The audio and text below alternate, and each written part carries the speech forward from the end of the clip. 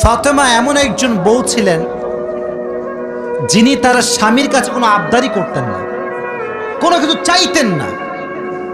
তো একদিন স্বামী আসছে, আলী এসে বলছে, এই ফাতেমা, তুমি আমার কাছে কোনো কিছু চাও না কেন? কিচ্ছুই চাও না, আমি চাই তোমাকে দিতে, তুমি নিতেই চাও না। আজকে তুমি এমন একটা কিছু চাইবা যেটা খাওয়ার জিনিস হবে, আমি তোমাকে নিয়ে এসে খাওয়াবো, আমি তোমাকে নিয়ে এসে। তো ফাতেমা বলছেন, না দরকার না। কি দরকার? থাক না, কোনো প্রয়োজন নেই। তো আলী আজকে নাসরবান্দা, না আমি খাওয়াই ছাড়বো আজকে, বলো কি খাবা। তো চাওয়ার একটা লিমিটেশন আছে। উনি বললেন, আমার কিচ্ছু লাগবে না, জাস্ট বাজার থেকে একটা আনার নিয়ে আসবেন। কি নিয়ে আসবেন? তো আলী রাদিয়াল্লাহু তাআলা আনহু বলছে, ঠিক আছে যাও, আমি যাচ্ছি, তোমার জন্য নিয়ে আসবো একটা আনার। বের হয়েছেন নেওয়ার জন্য। এই মনোযোগ দিয়ে শুনবেন হাদিসটা, খুব মনোযোগ দিয়ে। বাজার থেকে একটা আনার কিনেছেন, কিনে যখন বাসায় ব্যাক করবেন, হঠাৎ করে একজন গরিব মানুষ আসছে, সে বলছে, আলী, আজ 3 দিন যাবত আমার পেটে কোনো খানা নাই, আমি বড় হতদরিদ্র মানুষ, খুবই ক্ষুধার্ত মানুষ, তুমি কি আমাকে কিছু খাওয়াতে পারবা? আলী রাদিয়াল্লাহু তাআলা আনহু এতটা দান করার মেন্টালিটি ছিল, এতটা ভালো মানুষ ছিলেন, বইয়ের কথা ভুলে গিয়েছেন, ওই আনারটাও আল্লাহর রাস্তায় দান করে দিয়েছেন। তো যখন আনার মানে হচ্ছে ডালিম, ডালিম, ডালিম। ও আচ্ছা, না বুঝলে বলা যাবে, কোনো সমস্যা নাই। আনার মানে হচ্ছে, নগরে ডালিম আছে না নাই? তোমাদের নগরে একটা বড় বাজার আছে, বাজারটার নাম কি? হ্যাঁ, ওখানে দেখবা রাস্তার বাম পাশে সবগুলো বসে না, ফলের সব দেখবা, অনেক অনেক অনেক আপনার আঙ্গুর রাখা আছে, বেদানা রাখা আছে, আছে না নাই? আপনারা বেদানাও বলেন, ডালিমও বলেন। আচ্ছা, তুমি দান করে দিয়েছেন। তো যখন দান করে দিয়েছেন, হঠাৎ করে মাথায় আসছে, তো কার জন্য ছিল? ফাতেমার জন্য। বলেন, কার জন্য ছিল? তো মনটা খারাপ যে জীবনে বউ একবার চাইলো, তাও খাওয়াইতে পারলাম না, মানুষকে দিয়ে দিলাম।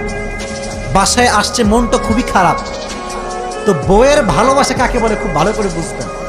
আলী যখন গেটটা খুলেছে, ফাতেমা যখন আলীর চেহারার দিকে তাকাইছে, বলছে, আলী, নিশ্চিত তুমি আমার বেদনা, আমার ডালিম তুমি আল্লাহর রাস্তায় দান করে দিয়েছো। সুবহানাল্লাহ পড়ে। তো বলছে ফাতেমা, আসলেই তাই, আমি দান করে দিয়ে আসছি। তো বলছে, আলী, তুমি যদি আমার জিনিসকে আল্লাহর রাস্তায় দান করে খুশি হও, আমি ফাতেমা তাতেই খুশি হয়ে গেল। অবাক করা বিষয় দেখেন, হঠাৎ করে একজন মানুষ বাসার গেটে নক করেছে, এই কেউ কি আছে বাসায়?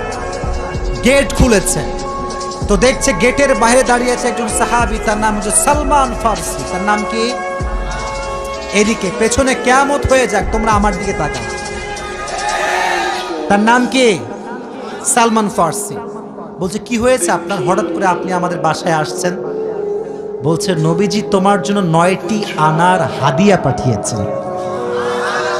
আপনার সুবহানাল্লাহ পড়তে পারলেন না?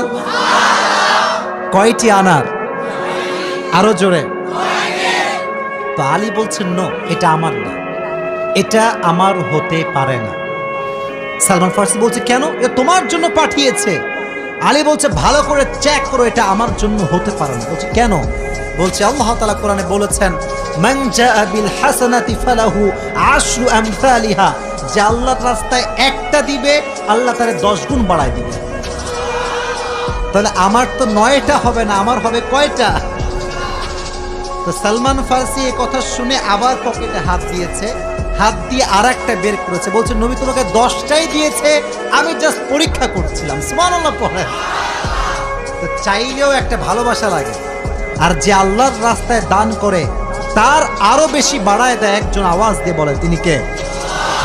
আর একটা রিওয়ায়াত বলি, একদিন ফাতেমা রাদিয়াল্লাহু তাআলা আনহা সুতা বিক্রি করলেন। কি বিক্রি করলেন? সুতার দাম হচ্ছে